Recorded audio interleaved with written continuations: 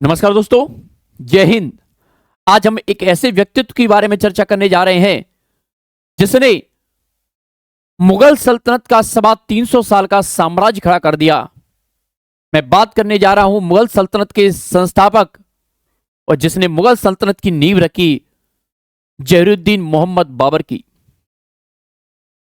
अपनी आत्मकथा तुझो के बाबरी में बाबर लिखता है कि मैंने अपने पूरे जीवन में इतना संघर्ष किया, इतने युद्ध हारा, लेकिन मैदान नहीं हारा। मैंने अपना जुनून नहीं हारा, मैंने अपना दृढ़ संकल्प नहीं हारा। और मैं यही बात आप सभी विद्यार्थियों से भी कहना चाहता हूं, जीवन में सब कुछ हार जाओ लेकिन अपना जुनून और अपना दृढ़ संकल्प मत हारना। अगर दृढ़ संकल्प हो तो बाबर जैसा हो। हम बात कर रहे हैं इस समय बाबर है कहां पर, तो मैं बात करूंगा बाबर इस समय। बाबर का जन्म होता है 14 फरवरी को 1482 में, और इनका जन्म होता है यहां पर फरगना।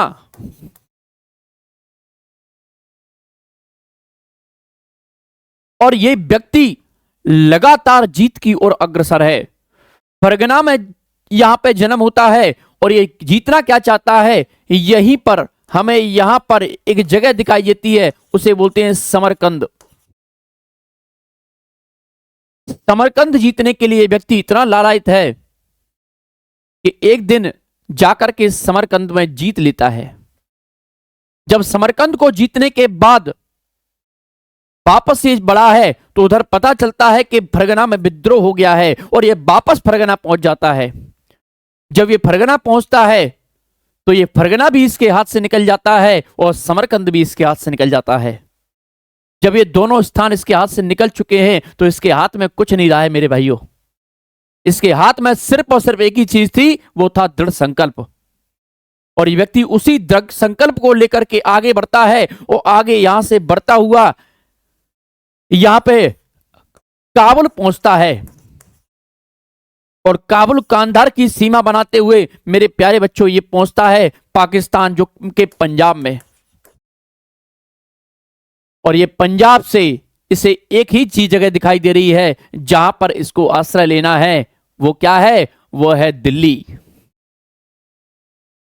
पंजाब से दिल्ली की ओर रुख करता है और यहीं पर दिल्ली में एक राजा है मेरे प्यारे बच्चों, मध्य एशिया का शासक। देखिएगा फरगना में जिसका जन्म होता है, इतनी लंबी दूरी तय करते हुए कहां आता है?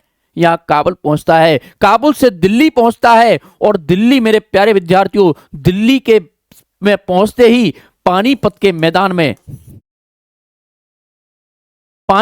मैदान में इब्राहिम लोदी को हरा देता है।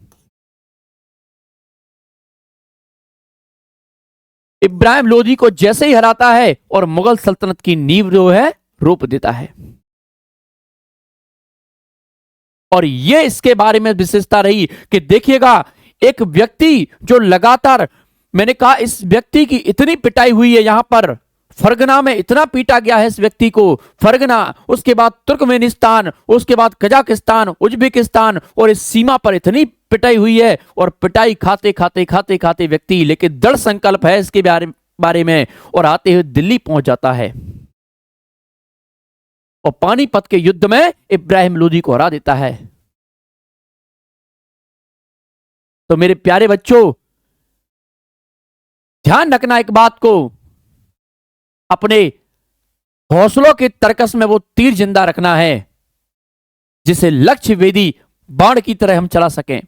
वो दृढ़ संकल्प हमें रखना है जिस दृढ़ संकल्प की बदौलत हम अपने सफर को आसान कर सकें। कई विद्यार्थी जो है जीवन में निराश हो जाते हैं, फोन लगाते हैं, सर बड़ी समस्या में आ गए हैं, पेपर नहीं निकला है, सर क्या करें, जीवन लीला समाप्त कर लें, क्या करें, ये हो गया है सर, वो हो गया है। नहीं मेरे भाई, अगर कुछ सीखना है तो उस व्यक्ति से सीखिए। कितने युद्ध हारा है, कितना पिटाई खाई है इसने यहां पे मध्य एशिया के शासक ने, और आकर के कहां पहुंचा है? दिल्ली पहुंचा है मेरे प्यारे बच्चों। मैं बात किसकी कर रहा हूं? मैं बाबर की बात कर रहा हूं, जिसने 350 साल का इतिहास लिख दिया, जिसने 350 साल के मुगल सल्तनत का इतिहास लिख दिया, जिसने बता दिया कि दुनिया को सिर्फ और सिर्फ हौसलों से जीता जा सकता है, सिर्फ और सिर्फ दृढ़ संकल्प से जीता जा सकता है। आगे हम लोग चर्चा करते हैं यहीं पर। जहीरुद्दीन मोहम्मद बाबर मुगल साम्राज्य का संस्थापक और पहला शासक था। इसका जन्म फरगना वादी के उद्मीनान नामक शहर में हुआ है, जो कि उज्बेकिस्तान का एक हिस्सा था। ध्यान दीजिएगा, ये तैमूर और चंगेज खान दोनों का वंशज था, माता और पिता की तरफ से। दो वंशों का इसमें खून था भाई इस व्यक्ति के अंदर। आगे बढ़ते हैं हम लोग और यहां पर देखेंगे 1526 में पानीपत के मैदान में दिल्ली सल्तनत के आखिरी सुल्तान इब्राहिम लोदी को हरा देता है। मेरे प्यारे बच्चों, कब की बात कर रहा है? 1526 की बात कर रहा है। 1526 में पानीपत का युद्ध करता है। वो पानीपत के युद्ध में किसे हरा देता है? इब्राहिम लोदी को हरा देता है। पानीपत का मैदान, सामने है इब्राहिम लोदी जैसा लोदी वंश का कट्टर शासक, बहुत खतरनाक शासक, उस व्यक्ति को हरा देता है। क्यों? क्योंकि उसका लक्ष्य एक ही था कि मुझे तो पूरे संसार पर विजय प्राप्त करनी है, और संसार पर विजय प्राप्त करनी है तो एक ही चीज है, वो है भारत पर विजय प्राप्त करना। आप इस बात पर मत जाइएगा, लेकिन इस बात पर जाइएगा कि वो कहीं का भी राजा हो, मध्य एशिया से चलता हुआ व्यक्ति, उसकी निगाह कहां पड़ी है? भारत की राजधानी दिल्ली पर पड़ी है, भारत पर उसकी नजर पड़ी है। तो मेरे प्यारे बच्चों, पानीपत के युद्ध में 1526 में किसे हरा देता है? दिल्ली सल्तनत के अंतिम सुल्तान इब्राहिम लोदी को। बाबरनामा तुर्की भाषा में रचित बाबर की आत्मकथा है। ठीक है, बाबरनामा, तुझ के बाबरी, बाबरनामा, ये सब इसकी आत्मकथा है। इसका अंग्रेजी अनुवाद मैडम बेवरीज ने किया था। आगे बात करेंगे, बाबरनामा में मेवाड़ और विजयनगर साम्राज्य का भी उल्लेख मिलता है। विजयनगर साम्राज्य जिसकी स्थापना हरिहर और बुक्का नामक दो भाई करते हैं बेटा। अब बात करेंगे यहां पर, बाबर ने खानवा के युद्ध में जिहाद का नारा दिया था। पहली बार ये व्यक्ति जिहाद का नारा देगा। कहां पे? खानवा के युद्ध में। मेरे प्यारे बच्चों, खानवा के युद्ध में पहली बार बाबर जो है जिहाद का नारा देगा, बताएगा कि अपने लक्ष्य, अपने डेडिकेशन को लेकर के कितना आगे बढ़ना है, कैसे करना है।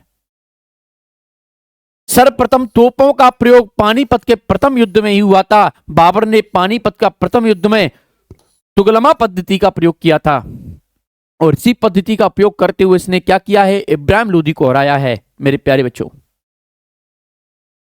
अब तुगलमा पद्धति में हम देखेंगे तो यह होता था, यहां पे चंदावर और यहां पे शत्रु, ये दो हैं। यहां पर फोर्स तैयार कर देता था जहांगीर, हरिद्वार और ये वाली, ये फोर्स तैयार कर देता था मेरे प्यारे बच्चों।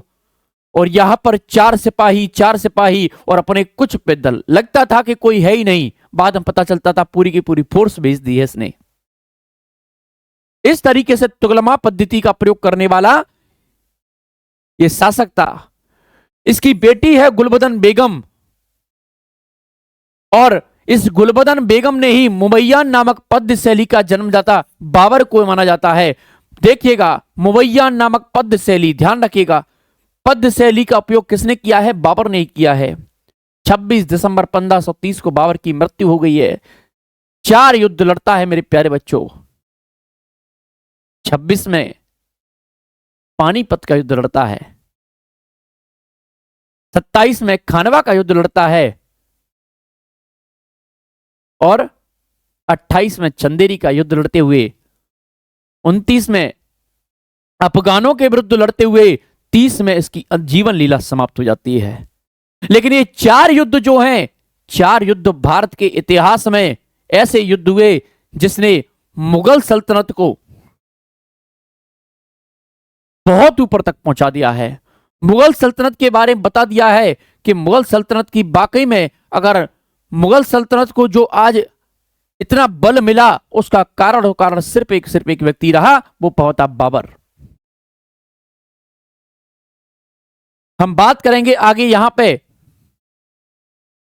पानीपत का पहला युद्ध कहां होता है? पानीपत हरियाणा में होता है 21 अप्रैल 1526 को। यह युद्ध बाबर और इब्राहिम लोदी, दो कट्टर व्यक्तियों के बीच में लड़ा गया है। बाबर और इब्राहिम लोदी, 1526, तारीख है 21 अप्रैल। इस युद्ध में जैनुद्दीन बाबर ने लोदी को परास्त कर दिया है पूरी तरह से। मेरे प्यारे बच्चे, पूरी तरह से परास्त कर दिया है इसको। आगे बढ़ेंगे हम लोग यहां पे और देखेंगे पानीपत के पहले युद्ध की। मेरे प्यारे बच्चों, यह है स्थिति, आप लोगों को दिखाई दे रही होगी। यह तुगलमा पद्धति अपनी इसने अपनाई है और इस तरीके से यह बढ़ा है आगे की ओर। एक तरफ है सेना, एक तरफ है इसकी कट्टर सेना, और दोनों में भयंकर युद्ध चल रहा है, भीषण युद्ध। अगला है खानवा का युद्ध, बैटल ऑफ खानवा, 1527 में मेरे प्यारे बच्चे लड़ा जाता है, 16 मार्च 1527। और ये किस किस के बीच में? मेवाड़ का शासक है महाराणा सांगा और बाबर के बीच में लड़ा जाता है। 1527 की बात कर रहा हूं मेरे प्यारे बच्चों।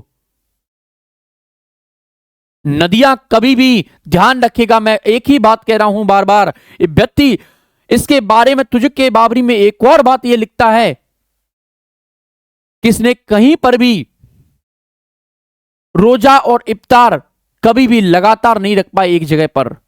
इसका मतलब है वो प्रति वर्ष कहीं ना कहीं दूसरे स्थानों पर रहा, एक स्थान पर कहीं दूसरे स्थान पर घूमता रहा, फिरता रहा, बाबर मार खाता रहा है। लेकिन मैंने कहा ना, नदियां कभी भी पहाड़ों से रास्ते निकालने की बात नहीं पूछती हैं, उन्हें निकलना होता है तो निकल करके रहती हैं। समुद्रों में तूफानी और समुद्रों में रवानी ये पूछ कर नहीं आती मेरे बच्चे। रवानी तब आती है जब हौसलों में ताकत होती है। तो मेरे प्यारे बच्चों ध्यान रखिएगा, मैं बात किसकी कर रहा हूं? बाबर और मेवाड़ के राजा सांगा के मध्य, बाबर एवं मेवाड़ के राणा सांगा के मध्य युद्ध लड़ा गया है खानवा का। पानीपत के युद्ध के बाद बाबर द्वारा लड़ा गया यह दूसरा बड़ा युद्ध था। इस युद्ध में बाबर जीता है, लगातार बाबर की जीत हो रही है, लगातार। आगे बढ़ेंगे, खानवा के युद्ध को आप लोग देखेंगे यहां पे। फिर आगे बढ़ेंगे हम लोग, अगला है चंदेरी का युद्ध। चंदेरी, अशोकनगर, अशोकनगर मध्य प्रदेश में है ये चंदेरी। 29 जनवरी 1528 में चंदेरी का युद्ध लड़ता है। शासक है मुगल तथा राजपूतों के मध्य, तो राजपूतों की सेना का नेतृत्व कर रहा है मेदिनी राय।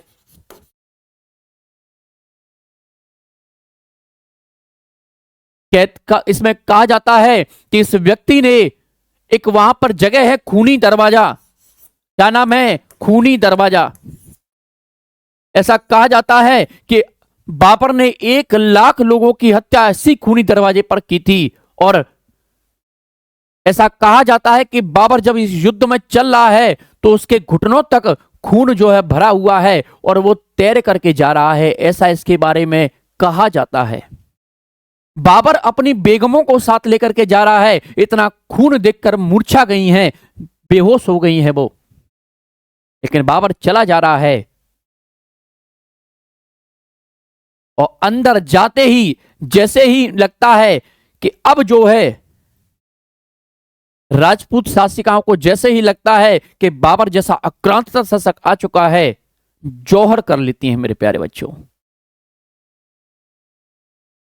मैंने कहा ना, पराधीन सपने सुख नाही, ये होता था राजपूतों के साथ में। पराधीन सपने सुख नाही, पराधीन, किसी के अधीन रह करके किया गया कार्य कभी जिंदगी में सुख नहीं दे सकता, इसीलिए जौहर कर लेती हैं बाबर को देखते ही। हम बात कर रहे हैं इस युद्ध में मेदिनी राय खंगार की पराजय हुई है और चंदेरी का युद्ध इस तरह से समाप्त हुआ है। नौखंडा महल, खूनी दरवाजा, ये ऐसे दरवाजे हैं जहां खून के फव्वारे छूट पड़ते हैं। चारों तरफ खूनी खून तिरा रहा है, चारों तरफ खूनी खून। मेरे प्यारे बच्चों, ये बात की जा रही है इसमें। आगे हम लोग बढ़ते हैं, अगला युद्ध होता है घाघरा का युद्ध। घाघरा का युद्ध होता है 6 मई 1529 में अफगान राजा महमूद लोदी और मुगल बादशाह बाबर के बीच में। किस किस के बीच में? महमूद लोदी और मुगल बादशाह बाबर के बीच में। इस युद्ध में बाबर ने महमूद लोदी के नेतृत्व में लड़ रहे अफगानों को करारी शिकस्त दी है। घाघरा के युद्ध में अफगानों को हरा देता है मेरे प्यारे विद्यार्थियों। आगे यहां पे देखेंगे आप लोग, यह है घाघरा का युद्ध जिसमें तबाही मचा देता है बाबर। तो मैंने कहा ना 1530 में इस तरीके से बाबर की मृत्यु हो जाती है और 350 साल का इतिहास संजो करके एक व्यक्ति इस दुनिया से रुखसत कर जाता है। पता जाता है दुनिया को कि हौसलों के दम पर ही परिंदा उड़ान भर पाता है। परिंदों को नहीं मालूम उड़ना कैसे है, बस उनके हौसलों में उड़ान बाकी है। तो अपने अंदर भी एक जुनून और हौसला रखो मेरे प्यारे बच्चों। हार जाओ जीवन में कितना भी, लेकिन अपना तर्कस जो है ऐसा रखो कि जीवन में हमेशा उम्मीद और दृढ़ संकल्प जो है जीवित रहना चाहिए। तो मेरे प्यारे बच्चों, इसी के साथ अपनी वाणी को विराम देता हूं। ऐसे ही मजे हुए टॉपिक्स लेकर के मैं आता रहूंगा और आप लोगों को भी एक मोटिवेशनल चीजें बताता रहूंगा। तब तक के लिए जय हिंद, जय भारत।